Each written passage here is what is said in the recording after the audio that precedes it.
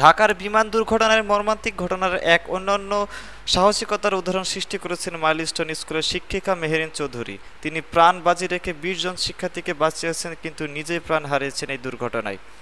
মেহেরিন চৌধুরীকে আত্মত্যাগের ঘটনা সামাজিক মাধ্যমে দ্রুত ছড়িয়ে পড়ে। অনেকেই তার সাহসিকতা ও মাতৃসুলভ দায়িত্ববোধের প্রশংসা করেছেন।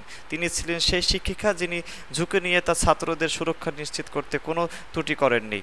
তার পরিবার ও সহকর্মীরা জানিয়েছেন, মেহেরিন ছিলেন দায়িত্ববান, নিষ্ঠাবান ও স্নেহময় শিক্ষিকা যিনি সবসময় শিক্ষার্থীদের মঙ্গল চিন্তা করতেন। তার এই বলিদান শিক্ষা জগৎ ও সমাজের এক গভীর প্রভাব ফেলেছে।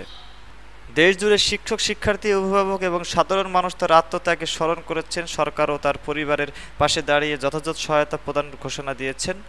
শিক্ষিকা মেহেরিন চৌধুরীর এই বলিদান আমাদের সবাইকে মনে করিয়ে দেয় সত্যিকার সাহস আর মাতৃত্বের পরিচয় কী, আর আত্মত্যাগ আমাদের হৃদয়ে চিরস্থায়ী হয়ে থাকবে। এই কঠিন সময়ে আমরা তার আত্মার শান্তি ও আহতদের দ্রুত সুস্থতা কামনা করছি।